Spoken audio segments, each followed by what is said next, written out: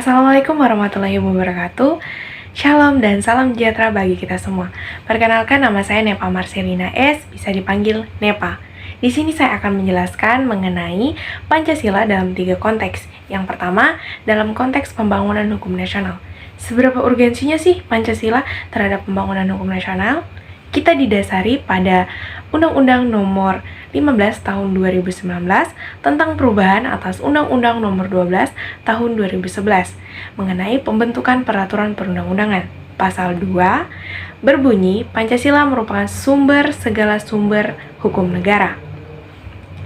Pembangunan hukum nasional ini berkonsep pada Pancasila, yang dimana ini terjadi karena ada kebudayaan ataupun kehidupan masyarakatnya, atau yang sering kita kenal dengan kultur. Sehingga pembaruan ataupun pembangunannya akan terjadi secara berkelanjutan.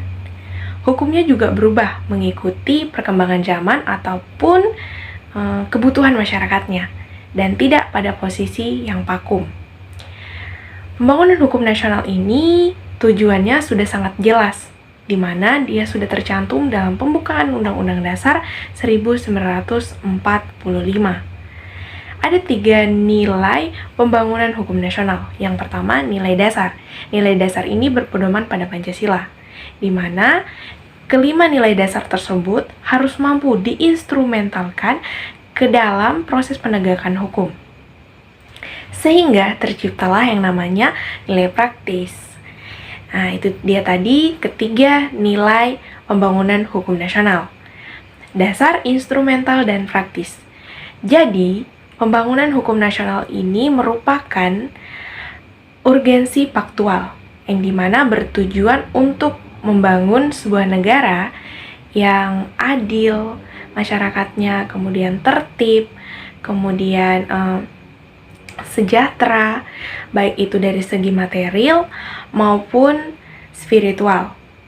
Dan hakikat dari pembangunan hukum nasional ini ialah pembaruan hukum maupun pembinaan hukum. Selanjutnya yang kedua, Pancasila dalam konteks penegakan hukum.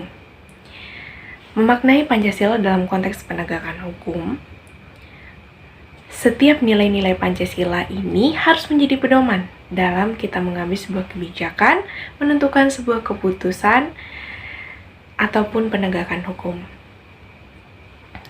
Mengapa demikian?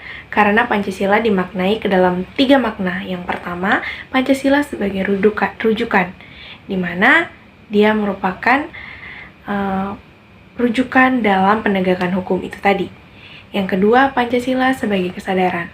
Pancasila mampu melahirkan ataupun menciptakan masyarakat pun manusia-manusia yang sadar akan manusia lain, peka terhadap lingkungannya maupun terhadap sesamanya.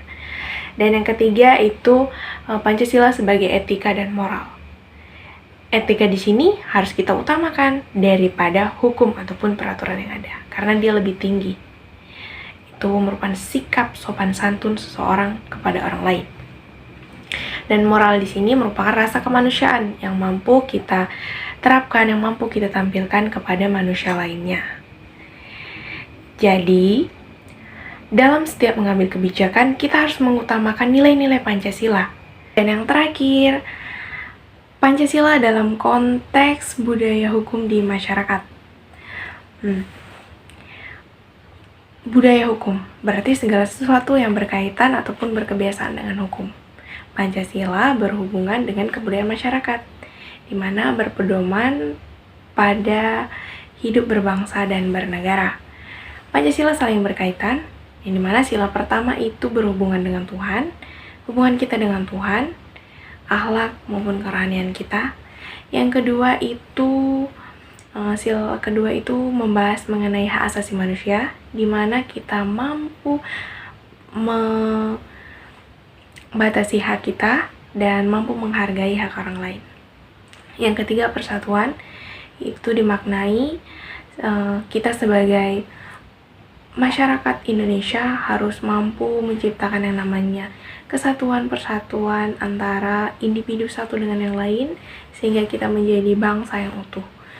Yang keempat itu kerakyatan dimaknai dengan demokrasi, di mana demokrasi di sini setiap individu itu bebas berpendapat maupun menyampaikan argumentasinya. Dan yang terakhir adalah keadilan. Keadilan di sini merupakan tujuan akhir dari terselenggaranya sebuah Pancasila. Budaya hukum itu dibagi menjadi dua. Yang pertama internal, itu yang berperan adalah penegak hukum, dan yang kedua adalah eksternal, yaitu yang berperan adalah masyarakatnya. Sekian dari saya, kurang dan lebihnya saya mohon maaf. Terima kasih.